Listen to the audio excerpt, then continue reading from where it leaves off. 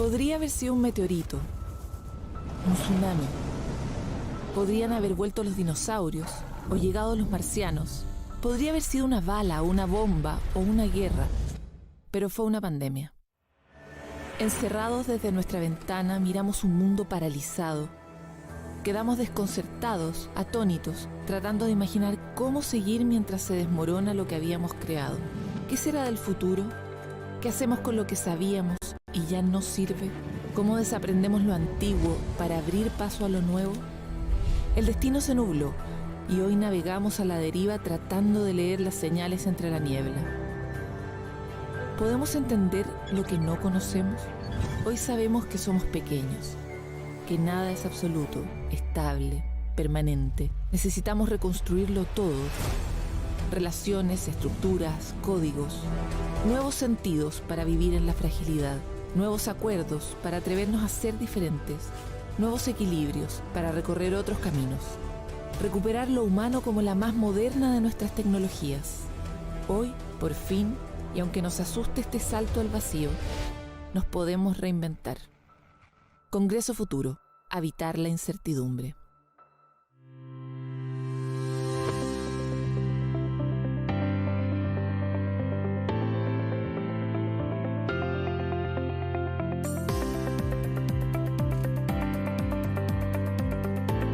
El Congreso del Futuro is an event held in our country. Prestigious personalities from the scientific, academic, and societal world meet once a year, exposing to national and international citizenship problems and challenges that our society face and will face in the future. Este evento se viene desarrollando desde el 2011 y comenzó una versión local en diversas regiones a partir de su quinta versión en 2015.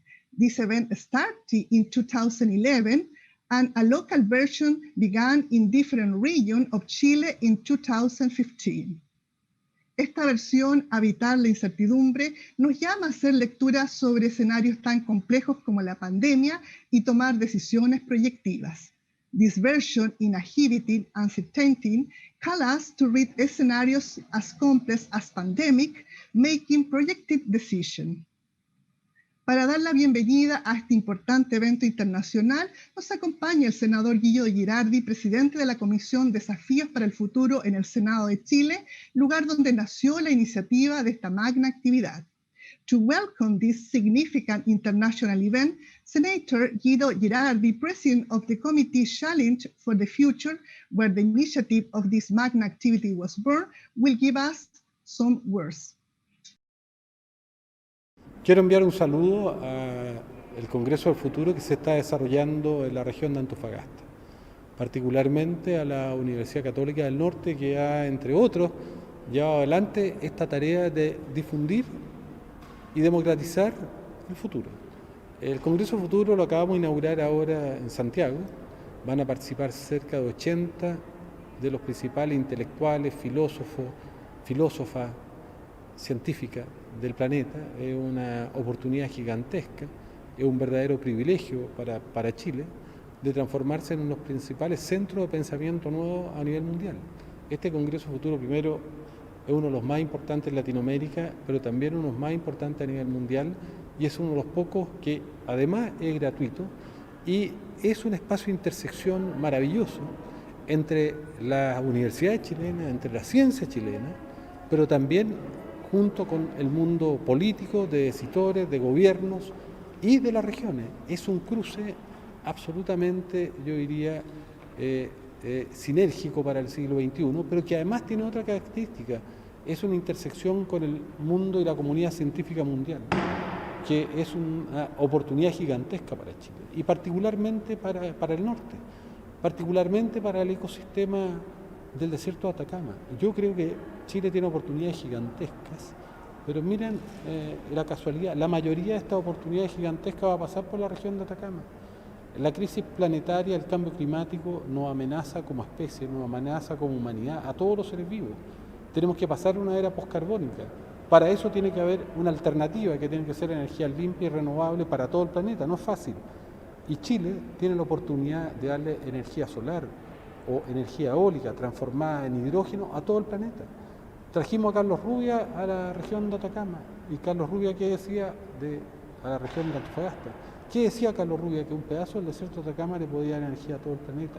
Y eso se ha materializado, se está concretando. Por lo tanto, no solamente hay un inmenso, por así decirlo, una inmensa oportunidad para la región de Atacama, para generar empleo, para generar expertos, doctores, técnicos, sino la región de Antofagasta puede ayudar a salvar a la humanidad. Y creo que hay una dimensión altruista. O, por ejemplo, podemos instalar los data centers más importantes. Las nubes a futuro son un negocio gigantesco de guardar, almacenar datos, pero requieren de cantidades energéticas también gigantescas que lo hacen absolutamente vulnerable y requieren de espacios geopolíticos seguros. Bueno, eso es el desierto de Atacama. Podemos ser un centro mundial de data center. Podemos ser vamos a ser ya la principal ventana para explorar el universo. Desde Chile se van a descubrir los planetas habitables, pero estamos trabajando con la NASA para que no solamente seamos la ventana del universo, sino seamos el puerto del universo para instalar las futuras naves que van a ser impulsadas por rayos láser que se tienen que instalar idealmente en el desierto de Atacama para que puedan abordar justamente la exploración del universo, porque podrían alcanzar velocidades que solo esas naves impulsadas por rayos láser pueden hacer para hacer viable la exploración del universo. Y por lo tanto tenemos oportunidades también de usar nuestro mar, que ahí tiene la corriente de Humboldt, que lo hace uno de los mares más productivos del planeta para la acuicultura, y podríamos alimentar de manera saludable una parte importante no de Chile, de toda la humanidad, con los mares chilenos y los mares que están frente a la región de Antofagasta. O podemos ser uno de los centros mundiales del turismo que yo llamo turismo espiritual, que es uno de los turismos más maravillosos que tiene esta región. Entonces, creo que estamos llenos de oportunidades y para eso necesitamos ciencia, necesitamos colaboración, necesitamos audacia, necesitamos creatividad, pero eso se tiene que hacer de abajo hacia arriba, no desde el centralismo, sino justamente desde la colaboración, desde que la comunidad de la región, sus universidades, sus científicos y científicas, sus decisores, sus empresarios, sus organizaciones sociales, su pueblo originario decidan de común acuerdo cuáles son las vocaciones de uso de ese territorio, que establezcan un consenso dónde se van a desarrollar estas actividades y tengamos esa región como tal vez el barco insignia que va a mover el desarrollo de Chile. ¿Y por qué no decirlo? Tenemos que pasar de la minería, una minería totalmente tradicional, a que gracias al hidrógeno, gracias a la energía renovable, ya una mirada de futuro, podamos tener la minería verde más potente del planeta para nuestro cobre, pero también para el acero. Y esa región tiene todas las condiciones de ser de verdad el barco insignia que lidere el desarrollo de Chile, pero también colabore a resolver los problemas de la humanidad.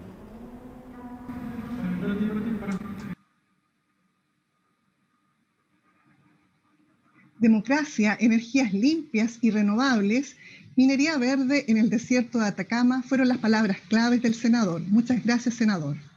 Democracy, clean and renewable energy, green mining in the Atacama Desert were the key word. Thank you, senador. La Universidad Católica del Norte fue seleccionada entre las más de 35 universidades regionales y centros de investigación que participan activamente del Congreso del Futuro, cuya versión 2021 se realiza en 9 regiones. The Catholic University of the North belongs to the select group of more than 35 regional university and research centers that actively participate in el Congreso del Futuro. This version 2021 is running in 9 regions. Para nuestra institución, la más reconocida en el norte grande del país, es un prestigio estar presente en el Congreso del Futuro, pues valida nuestro quehacer científico e institucional como universidad con 6 años de acreditación.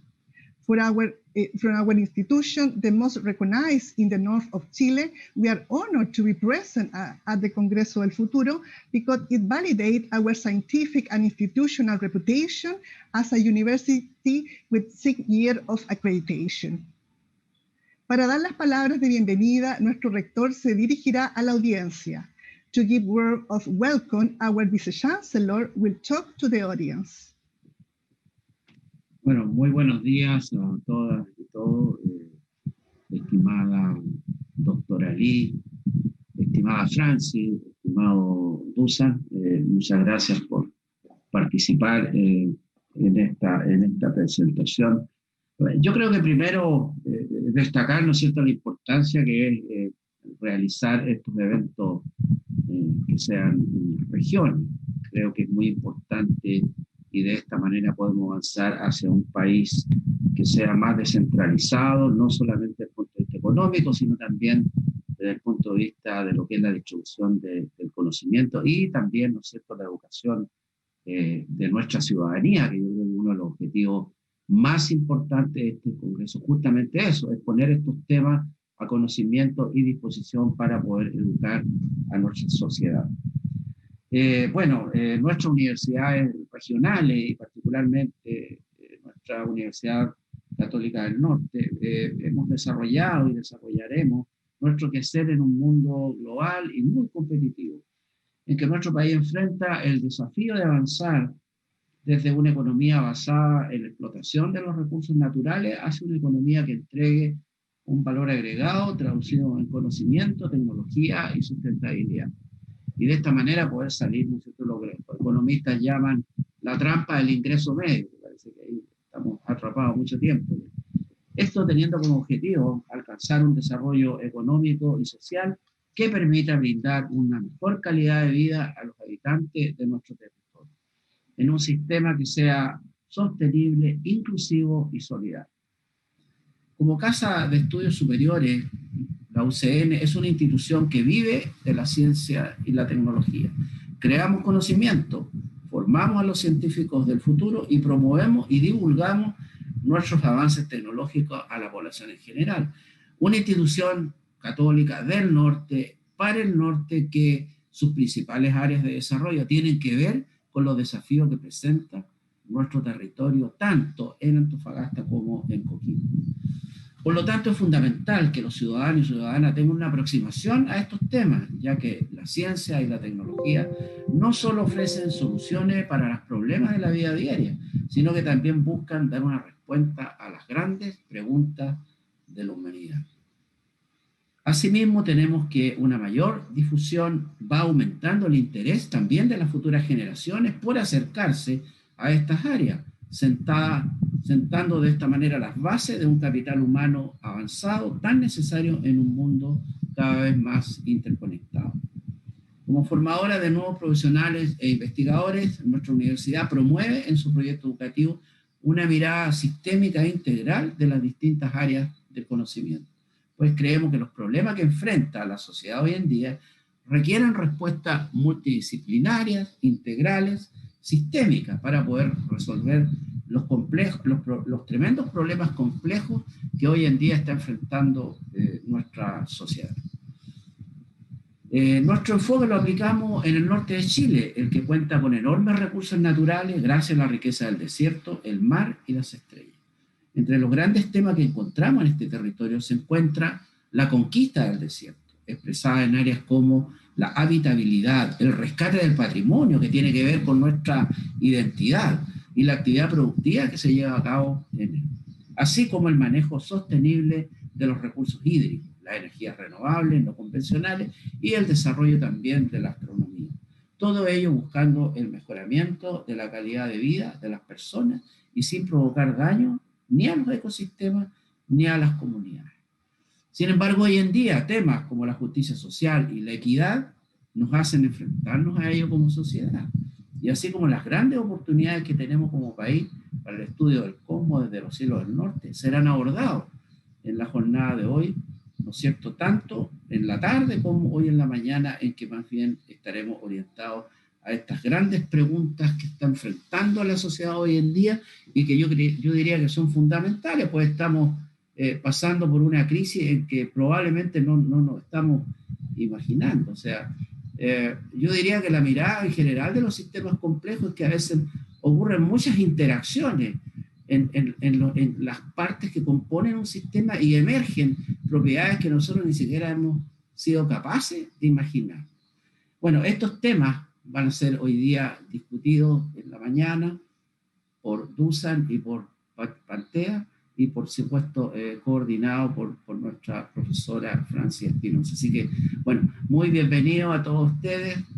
Ojalá en el futuro podamos hacer estas cosas de tipo presencial para que vengan a conocer nuestra hermosa región. Muy buenos días y adelante. Las palabras claves del rector fueron conocimiento, tecnología, sustentabilidad, identidad. Gracias, rector. Nuestro rector se excusa porque debe abandonar el evento. The keywords of our Vice Chancellor were knowledge, technology, sustainability, identity. Thank you, Vice Chancellor. Our Vice Chancellor apologized because he must leave the event.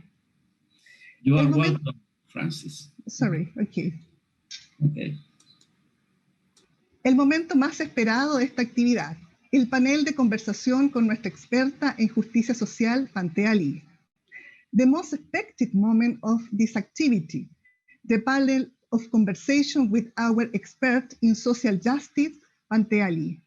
Ella es licenciada en Estudios Culturales y Administración de la prestigiosa Universidad McGill, cofundadora y directora ejecutiva de Reebok.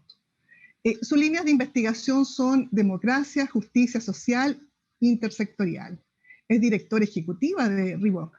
Le apasiona impulsar colaboraciones entre comunidades, activistas e instituciones para promover la justicia social. Es pionera en la dirección de procesos de múltiples interesados para abordar desafíos sociales complejos, con experiencia en más de 30 países, con socios como el PNUD, Wikimedia, Open Government Partnership, Civicus, Open Society Foundation y muchos gobiernos. Las iniciativas mundiales que ha dirigido han puesto en marcha iniciativas audaces para proteger a los defensores de los derechos humanos, hacer frente a la corrupción en el sector público, promover la democracia participativa, reformar los organismos internacionales y fortalecer los medios de comunicación independientes. Su trabajo ha sido presentado por Al Jazeera, The Atlantic, New York Times, Meet Innovation y Stanford Social Innovation Review. Es asesora de la red de la OSD sobre innovación, la participación ciudadana y Greenpeace, y forma parte de las juntas directivas de RCA US, Development Gateway and People Power, the Global Hub for Participatory Democracy. She's a she's bachelor in culture study and management from McGill University. Currently, she's co-founder and executive director of Reebok. Her line of research are democracy, intersectorial, social justice. She's passionate about fostering collaboration between community, activities, and institutions to promote social justice. She's pioneer in directing multi-stakeholder process to address complex societal challenges, with experience in more than 30 countries with partners including PNUD, Wikimedia, Open Government Partnership, Civicus, Open Society Foundation, and many governments. Her global initiative have launched interesting initiatives to protect human rights defenders, tackle corruption in the public sector, promote participatory democracy, reform international body, and strengthen independent media. Her work has been featured by Al Jazeera, The Atlantic, New York Times, Meet Innovation, and the Stanford Social Innovation Review. She's an advisor to the OECD Network on Innovation, Citizen Participation, and Greenpeace. Very welcome, Pantea. And with us, welcome, Pantea. Thank you so much for having me. It's a real honor to be here. Thank you. In our panel, we have another member of our university. Dr. Dusan Paredes es profesor titular del Departamento de la Universidad Católica del Norte. Actualmente se desempeña como decano de la Facultad de Economía y Administración de la misma casa de estudios. También se desempeña como investigador afiliado de la Michigan State University de la Universidad de Illinois en Estados Unidos. Ha sido investigador principal en proyectos, fondos irregular, iniciación y redes internacionales, así como también en proyectos internacionales asociados al Lincoln Institute of Land Policy de Estados Unidos. Asesora a los gobiernos de Chile en temas relacionados con financiamiento científico y formación de capital humano. Actualmente se desempeña como editor asociado de la revista Research Policy ICQ1. Ganó el premio internacional Peter Nicky Camp REISIE Research en 2017 por su destacada contribución al desarrollo científico en el área de economía espacial. Dr. Dusan Paredes is a senior lecturer in the Department of Economics at the University of the North. He's currently the Dean of the Faculty of Economic and Administration. He's a very prestigious international researcher. He won the 2017 REISIE Research Peter Nick Jump International Award for his outstanding contribution to scientific development in the area of space economy. Besides, he advised diverse Chilean government on issues related to scientific financing and the formation of advanced human capital. And me, yo soy doctora en estudios internacionales de la Universidad de Birmingham en Inglaterra. Mis intereses en investigación se enfocan hacia las relaciones internacionales, políticas de educación superior, ciencia y tecnología, y cómo las influencias europeas, americanas y asiáticas están afectando el desarrollo de las políticas en América Latina. And I, PhD in International Studies from the University of Birmingham, England. My research interests and focus on international relations, politics, on higher education, science and technology, and how European influence, American and Asian countries are affecting the development of domestic policies in Latin America. In addition, I am a journalist, and I have my own political program called Political Animal. Well, we are in the panel now, and very welcome, Pantea Lee and Dr. Paredes. And I start with the first question.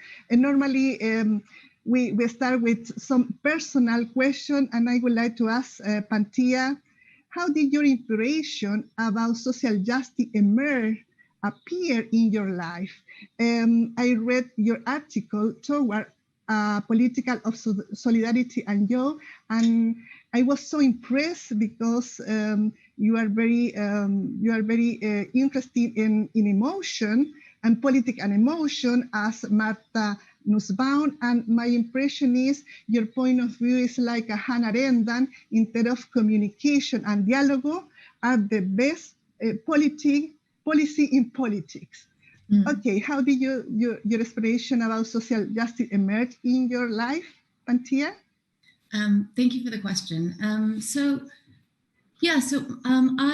was born in Taiwan under, at the time, the longest period of martial law in the world. We have since been overtaken by Syria for that dubious honor. And I think that I grew up watching all around me in my family the impacts of that, the impacts of growing up in a police state, what that does to people's thinking, what that does to people's sense of what they can say or not, what that does not just to how you relate to other humans, but to your own sort of thinking closing down. And I think that really shaped my view around what freedom meant, how we need to actively engage in struggles for collective liberation. And because I saw at an intimate level that suffering. And so, you know, that motivation has driven me to work in around the world. I think a lot of my work has focused on majority world countries, what sometimes is referred to as developing countries or global South countries. But really, you know, I think so much of the global debate is really dominated around, you know, democracy and new ideas is really dominated by just a tiny, tiny sliver of the world, which I think your research interests also speak to. And so, you know, whether it's through, so my training originally was actually as an ethnographer. And so I think we really have to, and I think in the current political debates, I'm surrounded by lawyers and economists all the time, and I'm really interested to hear what Dr. Paredes has to say. But, you know, and I think all these disciplines are really valuable, but I think so often we give too little credence and too little attention to the human conditioning and emotions and culture that impact our political decision-making. My second question is, what is your organization doing for social justice and the real sense of democracy? You say in some interview you are very practical, open-minded person, and I would like to ask about your organization. Sure. So I co-founded Reboot 10 years ago, and at the time I was at a UN agency working on issues of global development, and I always had my doubts, perhaps, around sometimes the efficacy of big global institutions to be able to resolve problems or really truly advance social justice beyond technical solutions. I think we recognize that a lot of the countries that are dominant in these institutions, that give the most financial contributions, that have the most political clout, they also take a lot of resources, their own trade policies, their climate policies, their migration policies, actually oppress many, many countries that they purport to help. And so I wasn't sure that this was going to be the most effective way to advance justice. And so I left and I started Reboot. And early on, I think a lot of the work was really trying to change the minds of big institutions. So I would go out and do ethnographic studies and do design works to design services and policies and programs to make them deliver on their mandates, make them help them better deliver on their promise. But I think over time, I got more and more disillusioned by that as a channel for change, because I think big global institutions are by their nature going to be conservative and slow and politically safe. And so nowadays, a lot of what we do is actually working at the intersection of working with activists and with social movements and with communities and bringing big institutions to the table, because big institutions play a role. They have the resources, they have the infrastructure to deliver. But instead of letting them define the terms of the solutions, working with communities to build our power in being able to articulate our goals, being able to design solutions for ourselves, rather than just advocating for our needs and then letting big institutions decide what to do. So we do a lot of co-creation work at that intersection. Okay, I would like to include our team in this question. You show an enormous concern about the political and economic system. How could we improve that? I mean, especially in our case, we are in a constitutional process. We are thinking in our model of economy, and we have a lot of think about that in our process and in our mind. Well, first of all, thank you so much for the invitation. And I also want to welcome Pantia, virtually actually. We really expect that in some moment we can bring you here. Well, first I want to take again the point made by Pantia about how skeptical are the economists on this cooperation role that she said. And maybe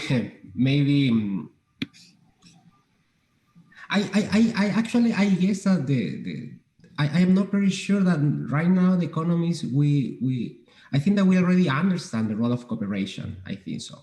Okay, I think so because after the successful model of the University of Chicago, for example, today we know that if we only pursue our own benefit, at the end of the day we'll have the same problem that we have right now in Chile. Okay. So the problem with the cooperation is that you have to give something in order to get some kind of social justice. Mm-hmm. And in this point, if you really want to give something, you need to understand the system as a citizen, and you really need to have you need to feel that this decision is a fair decision. That is the crucial point. Okay, so for example, if you ask me, I don't have any problems in paying my taxes. If you say to me, Dusan, are you willing to increase your taxes in order to improve the education of our more disadvantaged people? Mm-hmm. For sure. I understand the role of the taxes. But if you ask to the most of the Chilean people, I am not very sure that people really know where their taxes are going to. Mm-hmm. So if you don't know this relationship between my contribution and my benefit, mm-hmm. we can't guess the benefit of the crosstalk, between the different. So that is my first point in Chile, and now I'm retaking the Francis point. In Chile, we are in a key point in our development, okay? Mm-hmm. Because right now, we have to redefine our constitution, and here we must be very honest. We have the opportunity because the social activists, they made the strikes and they push for this decision. I am absolutely confident that without the strikes, I'm absolutely confident that we never would have this new scenario in Chile. I am pretty sure about that. So I absolutely agree with the idea about how can we use activism as a key engine behind the social change. But in Chile, we have a huge change and challenge, and that is a problem. Mm-hmm. My main concern is not about the economic system. I think so that all of us, we know that we have to leave behind this idea of absolutely free market. I mean, I think that the most of Chilean people, we know that we need a lower bound of social rights, and I think that we already have the educational level for discussing this point. Mm-hmm. The problem, I think, that is in the sense of the equal opportunities for everybody. Mm-hmm. Because if we really want to push a little bit the idea of social justice, we need equal right to education, for example. Mm-hmm. And I am not sure, and that's my final point, I am not sure that in Chile we are really willing to do that. I can speak by myself. I don't have any problem with this thing, but if you walk around Chile, after 1 hour, you will realize that the most of people, I am not very sure that they really want to break down. And that is a key point, I think, in the new constitution change, Francis. And Tia? Yeah, very, very much agree with Dr. Paredes' comments. I think that, and here's the thing, I think, yes, people need to see the results of their whether it's their voting, their tax dollars, whatever it is. And I think for so long, people haven't seen that. And, when I sit with government folks, a lot of the time is, well, how can we communicate? How can we communicate the good things that we're doing? It's like there's a lot of energy spent on sort of PR and, communications and the optics of it. The optics, how does it look? And sometimes you're like, you know what? People are smart. If you actually did the work and the services worked and the policies were just and whatnot, but I think oftentimes the way that our government systems are designed are so broken that, people's times are spent in the wrong way. So, for example, in the US, where I'm currently based, incoming legislators are, in their briefing welcome packages, they are expected to spend 4 hours a day fundraising. 4 hours a day. That's half their workday, just making calls and getting donations. And I think that is characteristics because we now have a political class, and you all know this well as well, that is dominated by people with money. Billionaires are becoming our presidents.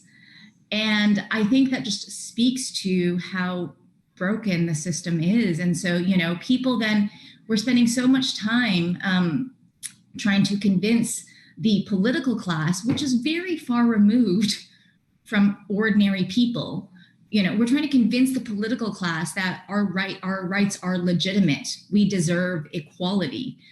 When the very foundation of how they got to be in office, got to be our legislators, is actually built on inequality. These are people that have benefited. And I think the neoliberal agenda has also told people that it is your fault We have set up a system that is meritocratic. If you work hard enough, you will be able to get ahead. But as we know, if we had a structural analysis, a class analysis, an economic analysis, that is false. But I think we have put the blame on people.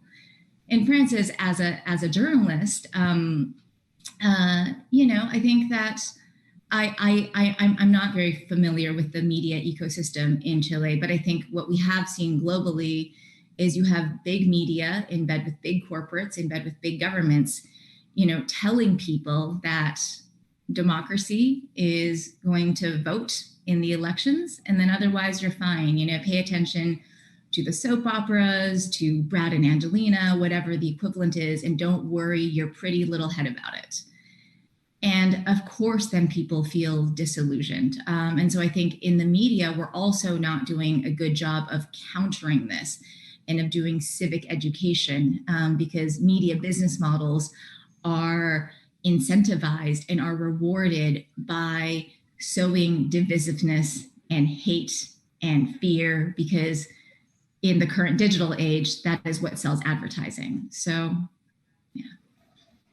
Indeed, you call press or media as the theater of politics. This is a very interesting word for understanding the post-democracy in terms of politics is all the time on media, and media reproduce unequal condition of the politics in everywhere.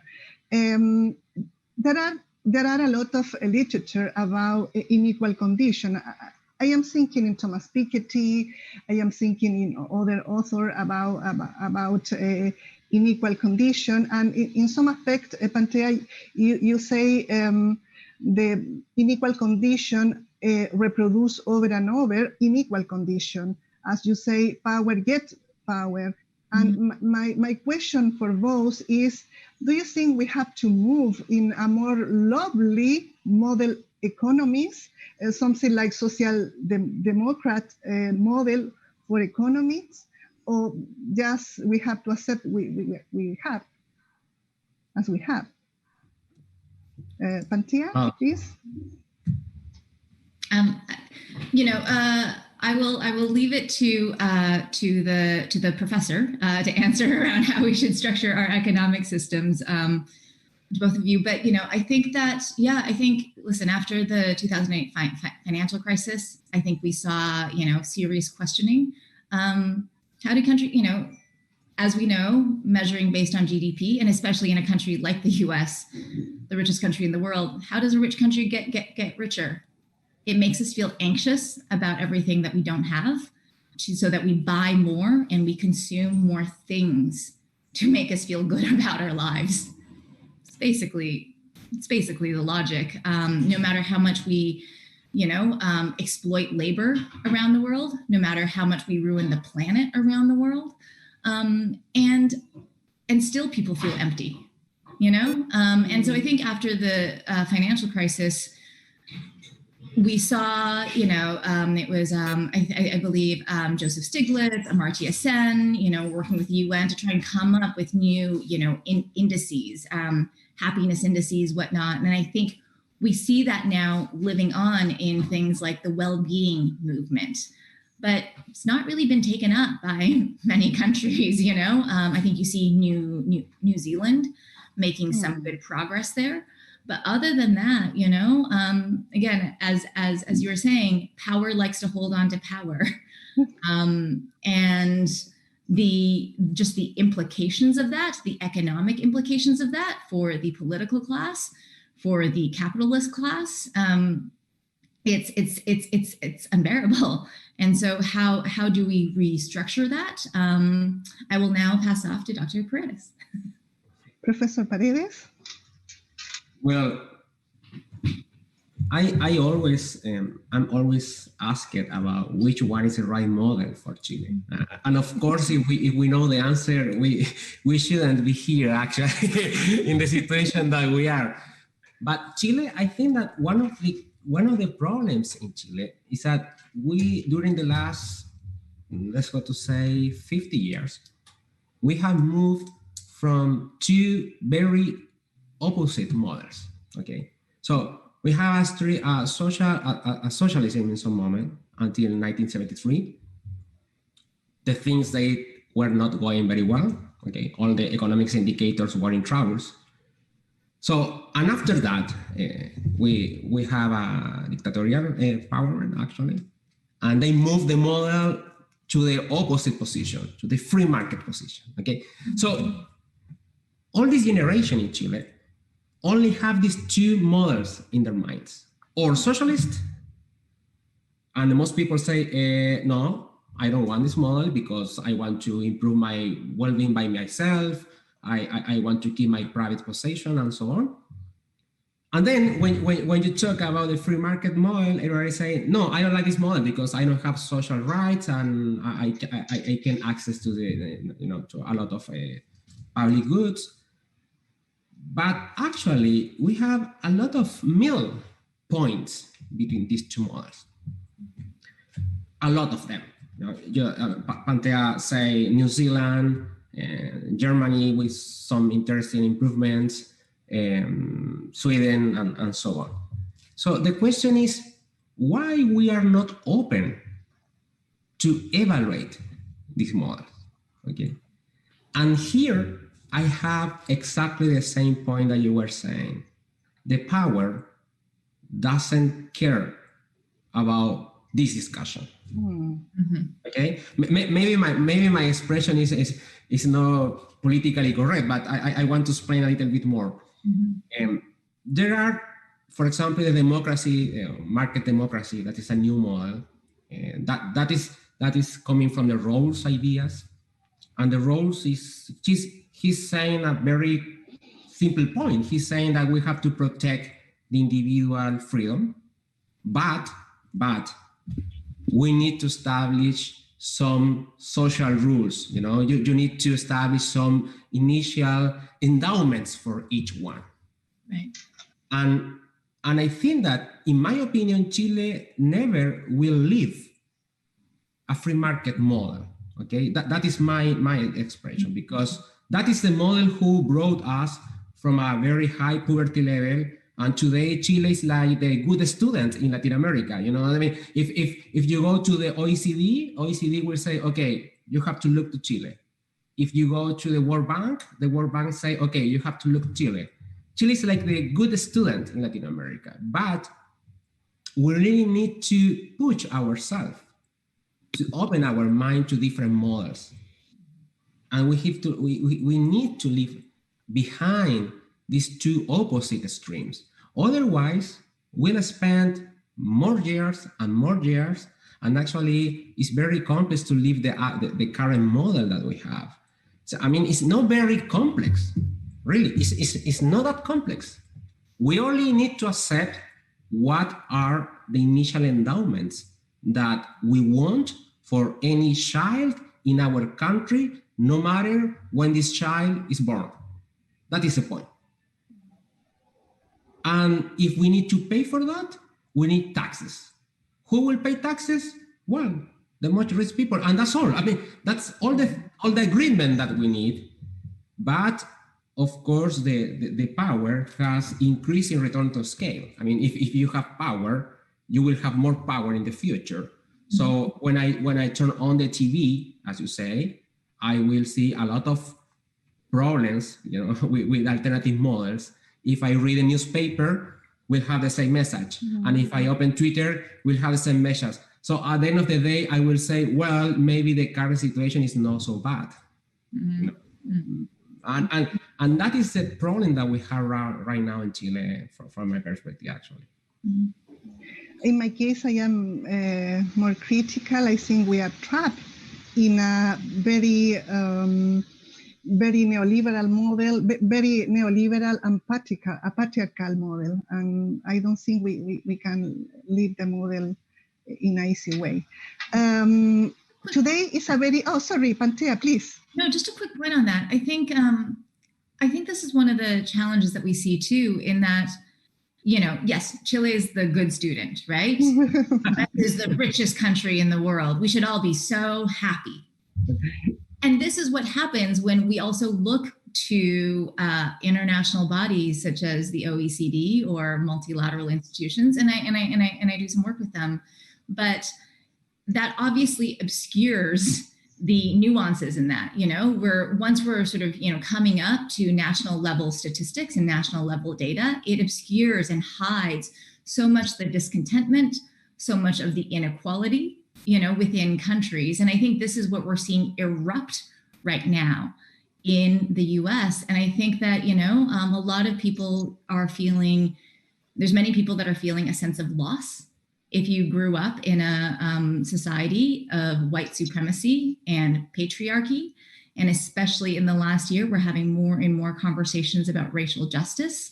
There are politicians that are pointing the finger then, okay, it is the Black and brown people, rather than it is the capitalist class, that has suppressed wages, suppressed union organizing, suppressed, so that's an easy target. And I wonder how we break out of that, especially in, in an era of big data. We like simplistic narratives. We like numbers that people, understand. And then, we put the blame on people. It is always shocking to me how much working class people, I'm working here on a tax campaign right now here in the US, how much working class people oppose taxing the rich. The argument does not make sense to me. And it doesn't make sense to me because, and then you talk to people, and over time, they are not wealthy by any measure, but they think, because the American dream is that if you too work hard, you too can also be rich one day. So they're making an argument for their future selves when it has been proven time and again that social mobility in the US is so much lower than many other countries. The American dream of meritocracy doesn't exist. And so I think in our space, we so often try and make these arguments based on facts and based on logic, but these are not really logical arguments. These are emotional arguments, and these are deeply conditioned and held cultural narratives. And I think that's what we need to break through. And unfortunately, education and higher education reproduce the gap about social mobility. Well, today is a very important day for United States, and I cannot leave, the question about democracy and the situation in the United States and your expectation about Biden's administration. Oh gosh. Yeah. So first of all, I think it is a very exciting day. Obviously, it's the inauguration. We are expected to see many executive orders coming down. President Trump also has his pen ready to move forward with many sort of pardons and last things that he'll do in office. So everyone's sort of watching very closely. I am grateful to be here with you both, rather than the sort of nightmare that is American analysts right now. I think it's really mixed. I think there is a lot of feelings of relief to have a xenophobic, misogynist, just generally hateful person finally out of office. And I think there is also remembrance for all, people are saying, we made it through, but many people didn't make it through. 400,000 people have died during COVID. Families have been separated, children locked in cages. Like, a lot of people have not made it through or have with an incredible amount of trauma. And so I think the mood is excitement amongst my sort of colleagues. There's not historically been a lot of excitement for the politics of the incoming administration, but we're also very happy to be seeing this change. And I think the work now is actually, how do we understand one another across this huge amount, this gulf of polarization. One side won, but we can't continue going on like this, because the storming of the Capitol that we saw 2 weeks ago that energy is not over. And I think people are also nervous today watching at what's been planning across 50 states, in DC, but that's not over. That doesn't change just because we have a new name on the White House. And so I think the work ahead of us is actually how to bridge these this incredible amount of political polarization. And we can talk about that, but I also know we're coming at time. Professor Dusan, would you like to include something else about that? Well, actually, I'm very sure that I don't have a proper opinion because I'm not living in US, but from around the country, of course, that the most of people are with a little bit more of relief because we know. I mean, I had a lot of American friends, and I know that the most of them were not having a good time and having a lot of problems. But I think that I think that maybe we can analyze the same problem, and I will highlight the role of institutions, because honestly, in South America, these profiles they are not very strange for us. Okay, they are not very strange for us. So I also say, well, how is possible that US facing this particular profile is able to going through with a lot of cost, a lot of loss, and a lot of problems, but they went through, and now they are in a new stage. But in Latin America, we have the same profiles, and the country can be in problems for 20 or 30 years or even more time. And of course, the difference are the institutions. The institutions, and that is a very big problem in Chile. Today, our institutional design is in crisis. It's in crisis. The political establishment, the national policy, the police, and so on. So I think that is the thing that maybe we can learn from the American case. Because we can't control the profile of people who the voters think that is right. We can't control for that. I mean, in Chile, we also have some politics coming from the right, the extreme right. We also have the profile. And you can't say no. I mean, you can't say to them, so I think that is a big challenge that we have. How can we protect our institutions such that if we have this profile in the future, we could be protected in some sense? And I think that we are not prepared. Let's go to see the case of Brazil. They already are inside this storm. Yeah. And they don't have the institutional designs for defending the country from these profiles, actually. And I'm pretty sure that in some moment we'll have this spillover effect in the rest of Latin America. And I'm pretty sure maybe, I mean, I will cross my fingers, but I maybe in Chile we also can face this, and I am very sure that the institutions will be the only way to going through this problem. So that is my concern when I see, that is what I learned when I see the American case actually. I'm very happy today too. Okay. Would you like to add something else? Because I think it's a very institutionalist lecture or literature from Professor Paredes. I do. I think that's an excellent point. I couldn't agree more, because I think so much of, I mean, in the US, what we've seen is, it's a decades-long campaign by conservatives to form political alliances, for example, with the religious right, with religious institutions, that political alliance there. There's been stacking of the courts, what's happening with the Supreme Courts all the way down to local courts, local governments, electoral districting. And these, I think, are issues that progressives caught on to a little bit too late when a lot of the damage has been done. There are and I think so many of the activists I work with, we work on policy change. We work on legislative change. That is the thing that we can hold up and, get excited and show in the media, and, it's a big win. But we also know There are a million ways through implementation and through institutional blockages to prevent legislative wins from coming through.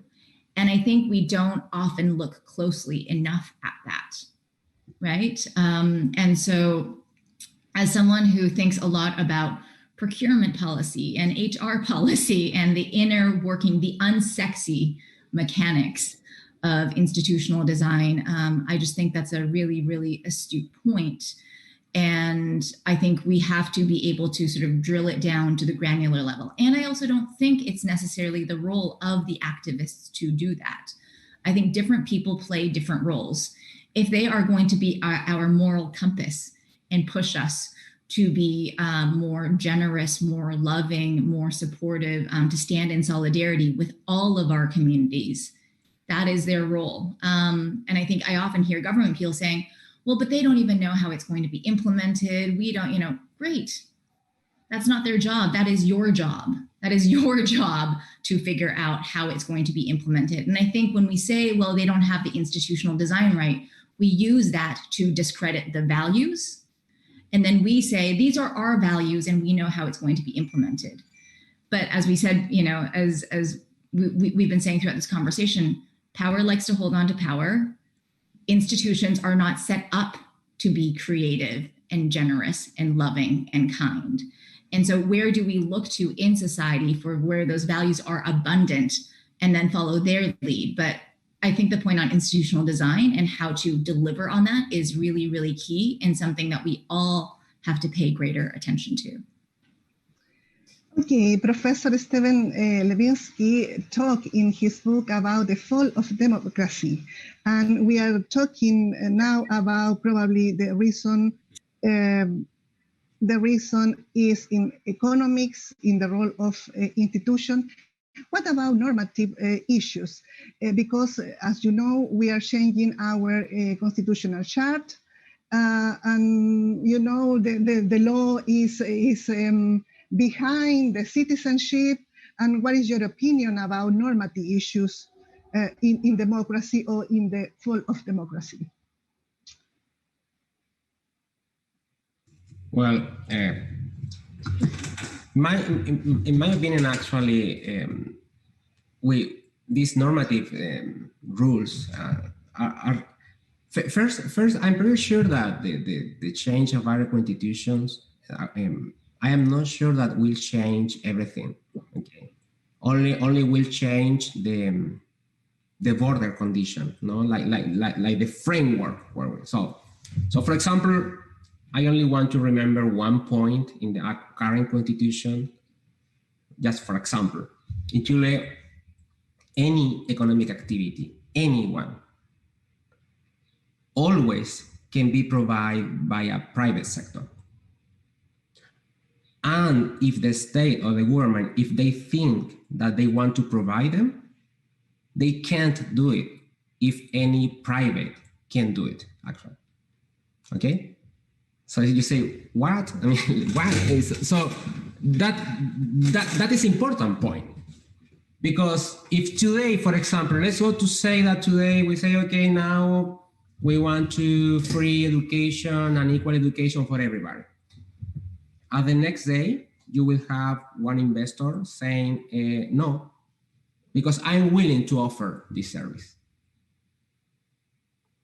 And the state is out automatically.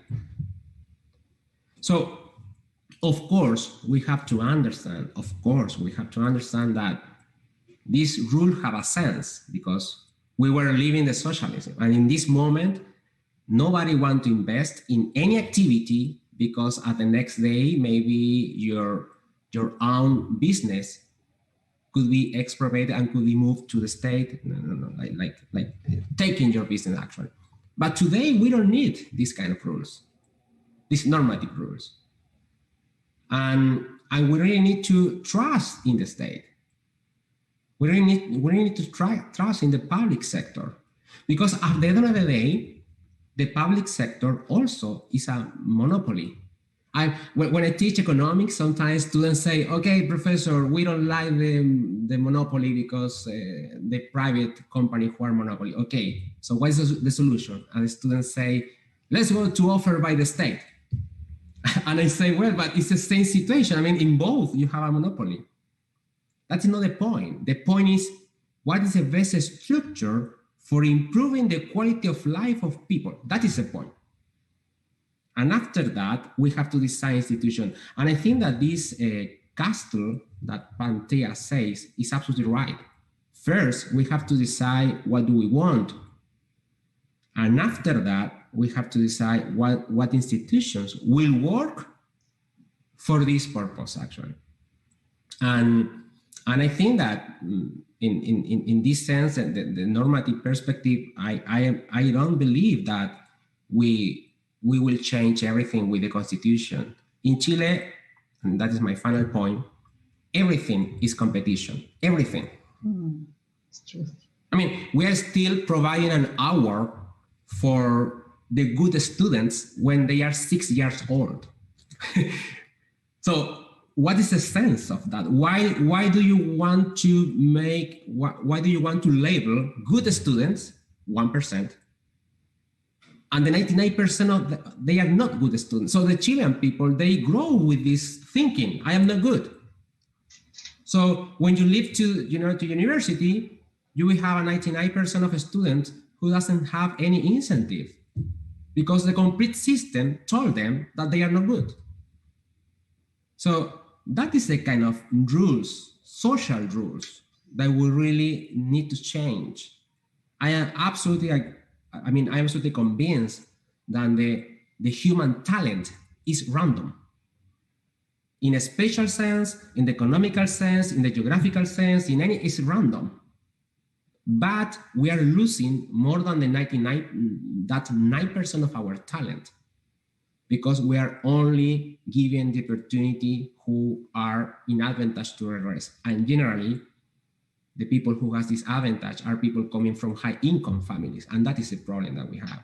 If we change this point, I am very sure that will have an effect even bigger than any constitutional change. Well, we are talking about economies, the role of institution, normative issues, and my impression is we have an important issue in our political system model, hyper-presidential model, which is always in a struggle with between the parliament and the government, and we are all the time in this problem called something called parliament in facto. I mean, the parliament has the power and instead of the government, and we are discussing that issue in our constitutional process. I would like to move both of you to the power of citizenship. You have written a lot about that, Pantea, and we have a very important social movement last year. And I would like to ask the question: do you really think we can empower the citizen in order to make a structural change in our system, in our neoliberal system? Yeah, man, I like Dusan was saying, I believe in people, through and through, and I think that. So just as a human and as a humanist, yes, I believe in people. I believe in the power of people. I believe in the generosity and love and creativity. And I also don't think that's a woolly, just community person perspective. I have been so inspired by the movements in Chile and by the constitutional referendum and sort of by some of the thinking and the design of that since, though you all will be able to tell me as an international observer how things are playing out in practice. But I think here also in the US, something that I have seen and also been writing about is just the immense amount of people power driving change here. As you may know, the response to the pandemic, for example, was absolutely horrific. And, you know, in the early days, I'm based in New York, which was one of the epicenters of the pandemic. In my conversations with government partners, with international agencies, I was not seeing very much movement very quickly. It was, and in times of crisis, you would hope that people would just come together and do the right thing. But maybe I'm just too naive about how sort of institutions can warp your mindset, because I saw politics and I saw ego and I saw infighting dominate the conversation as people were dying. And in the meantime, you know, you saw people with very few resources, people that had lost their jobs, people that, you know, were food insecure, people that were facing eviction, come together and band together and stand in solidarity to help one another. You know, and I've been so inspired by the Olla Comunes, the community kitchens, the mutual aid efforts in Chile as well. And I think this is the power of people that have very little. So what if we then gave people power, right? As we have said, you know, the political class is very removed, I think, from ordinary citizens, and just, you know, going to norms and the norms that have been set. That's actually a really fascinating and mind-blowing policy around the sort of rights of private companies to provide services. But I think we see that all over. And so what we see is, you know, if the political class, those with money and power, so not ordinary citizens, set the rules, these are going to be the rules. And I think something that has done over time is Jeff Mulgan and Demos Helsinki wrote a paper about this last year, that we are now globally facing an imagination crisis. We have a crisis of imagination on what better economies, what better public services, what better policies can look like, because we have just been conditioned for so long that these are the two models. This is how it's going to be. And so we are losing our imaginations for what better futures. And people feel that their children are not going to have a better future or a better life than they did.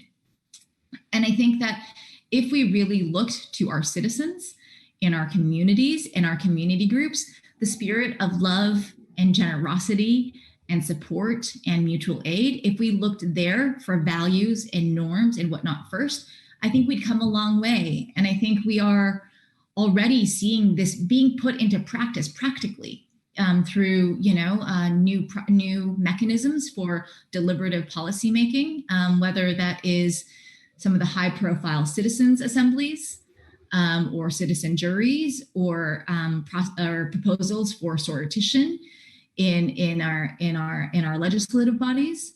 I think we're saying, just to Dusan's point, that if we randomize who it is that actually gets to set policies, studies show ordinary citizens make just as, if not better, decisions than policymakers, because they're not beholden to their donors. They're not beholden to these special interests. And I think that's what we need to be cultivating and paying attention to.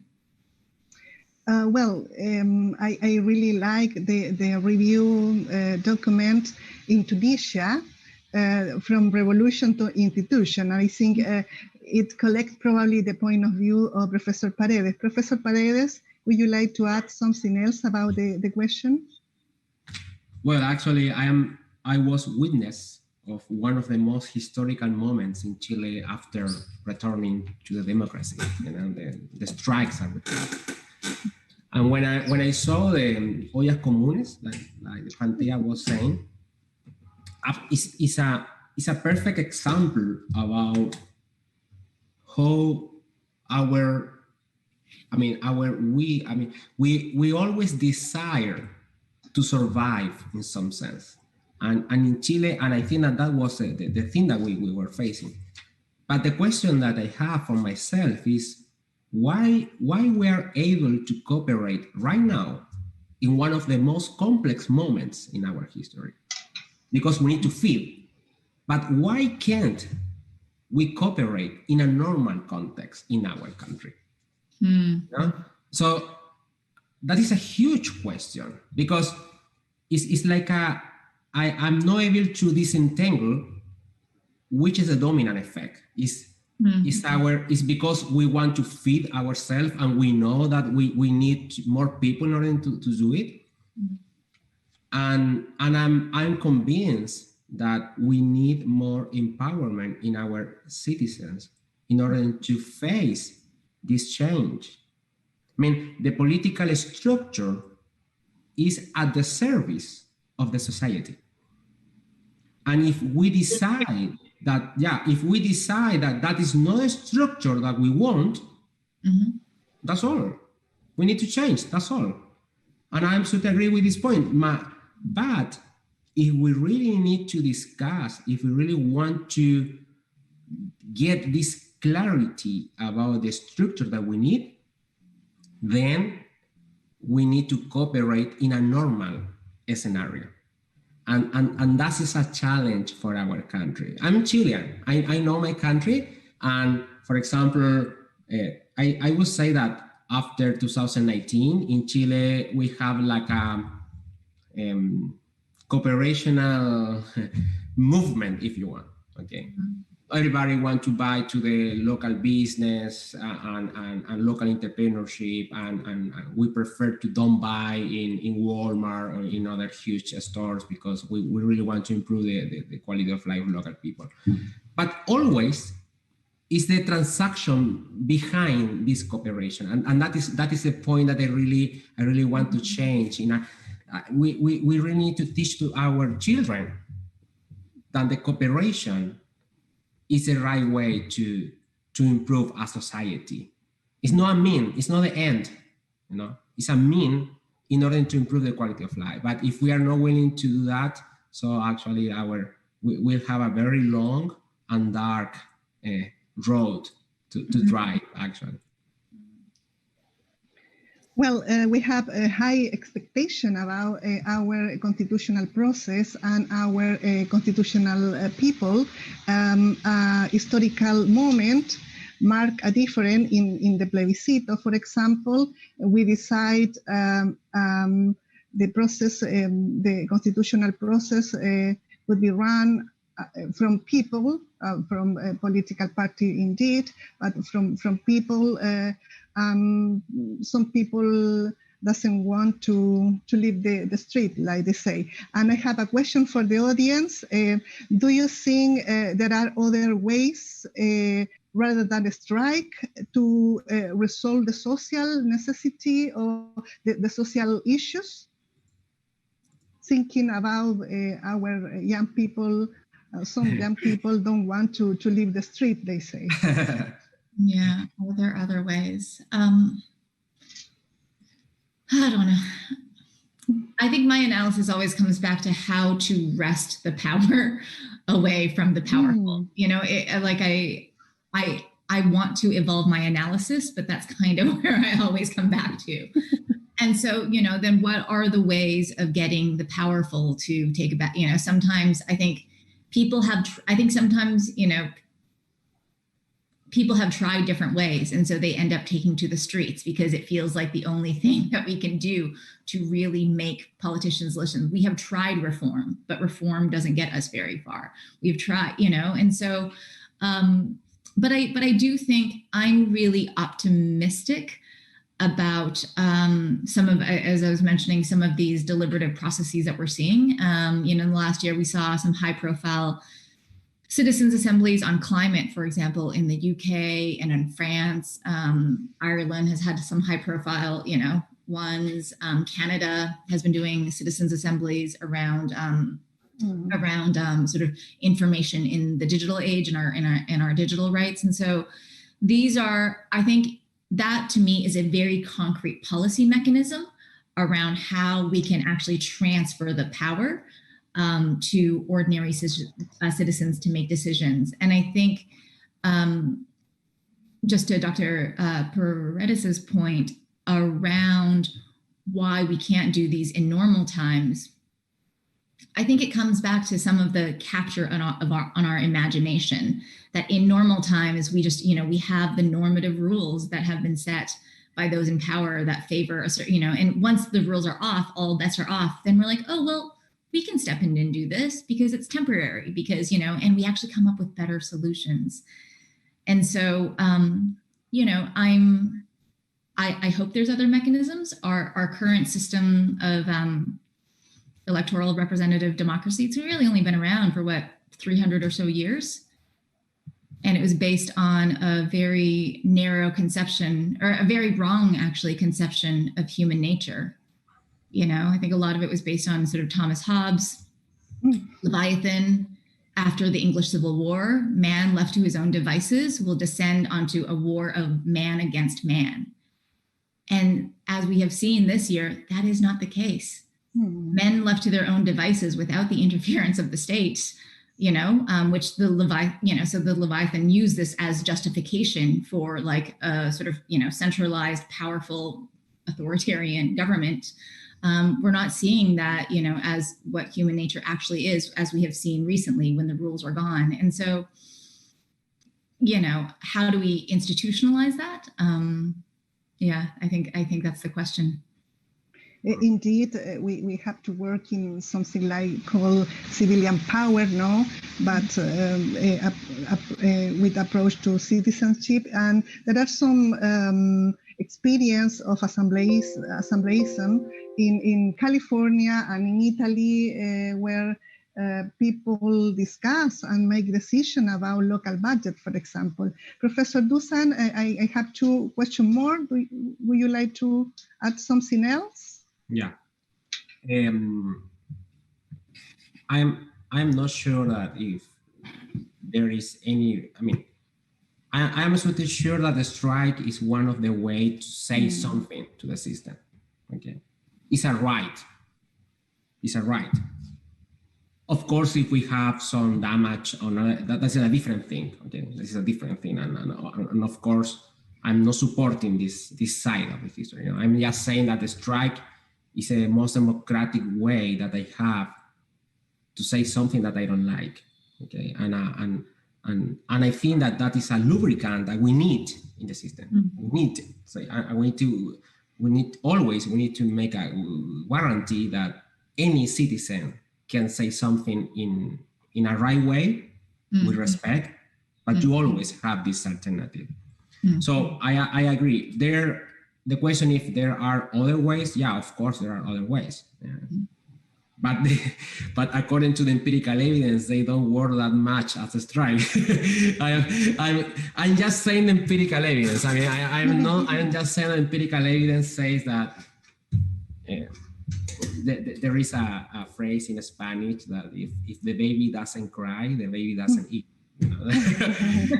So in some sense, I think, yeah, the point behind these strikes, at least in Chile, if they are tied with a lot of conflicts and damage to the public goods, and that is and when you see that, then you confuse the role of the strikes, because in some sense you can say, okay, I don't like the strikes because the strikes means that all the public goods will be affected, but they are two different things in my opinion, actually. And I'm pretty sure that we never will be in this situation in Chile without the strikes. I am absolutely convinced about that. Yeah. Okay, two more questions because we are on time. What is the role of citizens in the counterweight to economic and political power? And what is the role of universities in the constitutional process? Probably one for Pantia, one for Professor Paredes. Yes. So just building on the point around the role of strikes, I am very happy to have a world-class researcher here giving us the empirical evidence on them, because I think so much of the role of citizens is really, yes, to think about democracy as an active and a daily process, and to sort of practice, because it's not obviously just elections, and it is not just protest either. But I think about how do we exercise our voice in different ways, and I think sometimes people take to the streets for protests because the other channels just haven't worked. And I did not know the data on it, but that, but I think that bears out to what I have experienced. I have worked on and designed and run many civic engagement processes. Governments wants to bring citizens here. We want to listen. We want to understand and whatnot. And I've also been in the room when the decisions are taken. We take this one photo, we put it here with this quote that justifies whatever it is that we were going to do. The people that participate, we're not stupid. We can see that. We can see that that is what is happening. And ethnographies of many civic engagement processes also show that many of them, people that have been historically oppressed or marginalized, they go in wanting to raise their voice and they go in wanting to say something, and they leave actually more disengaged because there is a methodology of speaking. There is a way of holding yourself and whatnot that many people don't feel comfortable with. And then they get ostracized, laughed at, ridiculed. And so they take to the streets. And so I think it is our role as citizens to figure out what are the right channel. Is it protest? Is it running for office? It is, is it sort of studying these mechanisms? And we all, or is it just tending to our communities around us? Because there are huge gaps in the social safety net that we have to come together and take care of, knowing that there are not long-term solutions. I think there are many ways to practice democracy and to practice care for one another and to practice elevation of voices. And there is not one right way, but I think we need to figure out sort of what the right way is for us that speaks to our heart, that speaks to our skill set, that speaks to our interests, and that speaks to our the time and capacity that we have, and then to sort of go at it. Because I think, I think of democracy as an active daily practice and citizenship as an active daily practice. And I think it's up to each of us to define it for ourselves and not let the media and not let the government and not let institutions define what that is for us, because that's always going to take away our power. Professor Paredes? Before saying something about the role of universities, I was listening to Pantia's point, and I absolutely agree. This concept of accountability is very important, but in Latin America, we never have understood exactly what that is this point, okay? Mm-hmm. This idea that I'm offering to the public sector something in order to provide to me a better condition of life. You have to show me how you are doing, this thing. Mm-hmm. But in Latin American countries, the policymaker, we have so centralized countries that the political distance between the policymaker and the citizen is huge. Mm. It's huge. So that implies that the accountability is zero, because when you want to say something against the policymaker, you will realize that this policymaker is living in the capital city in the country, 2,000 kilometers far away. So you don't have anything to say. So that is the idea of accountability is our role, is a role of the citizens. Okay. So now let me return to the question. I call the situation of universities in Chile, I'm calling the check to the ivory tower in Chile. So that is the moment that universities have to say something. Okay. Supposedly in the universities is a place where we have different opinions, different perspective, and supposedly we are able to maintain a discussion in a respectful environment. No? But now we have to take our perspective and we have to put on the service to the country. So maybe that is though a very happy conclusion that I have, but I am not very sure that my colleagues and me, we have to run to the public sector in order to write the new constitution. Mm. If somebody wants to do that, great. I don't have any problem. But our main role are our students. That is our role. We have to prepare them to discuss as a citizen in this new discussion. So today, everybody is asking to university, like, leave the classrooms and come here to help us to write the new constitution. The new constitution belongs to the citizens, and these citizens, I mean, I can participate in the constitution, of course that I can, but as a citizen. So, but my role, my real contribution is in the classroom. I have to talk about our students. We have to show them the new possibilities that we have. And I think that is a real role of universities. The real role of universities is provide to our students the right tools for understanding the situation that we are living. And in this war on fake news, that is extremely important. That is extremely important. So I think, Francis, that is the main role of university right now. Well, I would like to go back to school and then attend both of your classes because I need a lot of help figuring out what's going on. Well, you are invited to my class when I'm done with the bid position. I will, and given that now we have virtual class, so you can come without any problem. Perfect. Looking forward to that. Will be a pleasure. Indeed, education and higher education play a main role in preparing good citizens with social and civic conscientious. Okay, I have to, to finish the panel debate, which was so interesting, the conversation. And our main idea were, the democracy instead of some important aspects, such as state and government model, economies, the role of institution, and some normative issues, the role of cooperation, the neoliberal agenda. Chile is a good student for that. The final crisis, how we can learn about the final crisis instead of the right model for our country, and strike versus assemblyism, the local experience about that, and the role of university instead of accountability and civil society as well, to prepare a good citizen in order to make decisions instead of politics and civil society.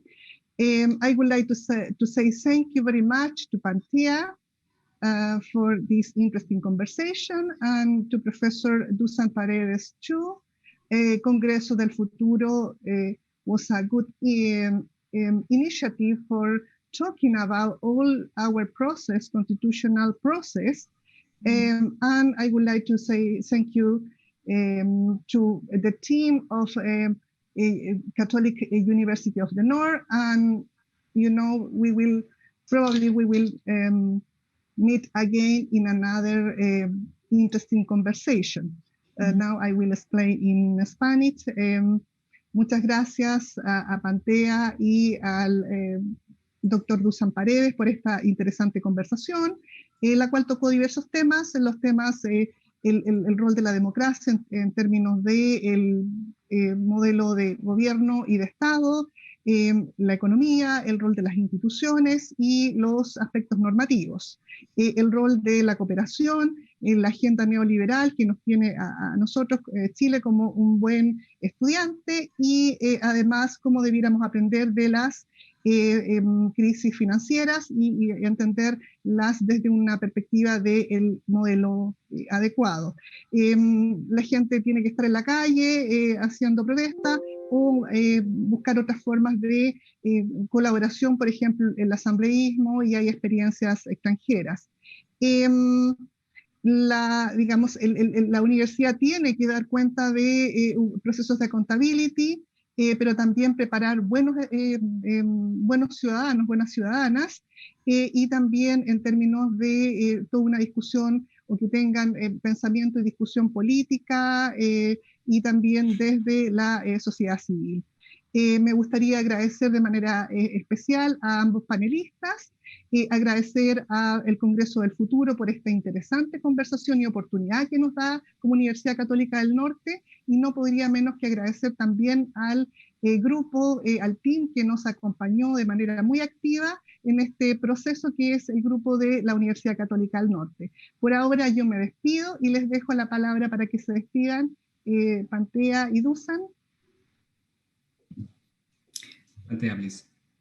Thank you so much. It was such a pleasure being with you all, and also learning from both of you. I learned a lot, and it's just as an international observer of democracy and sort of social change. It's really exciting watching what is going on in Chile right now. I think it gives a lot of inspiration.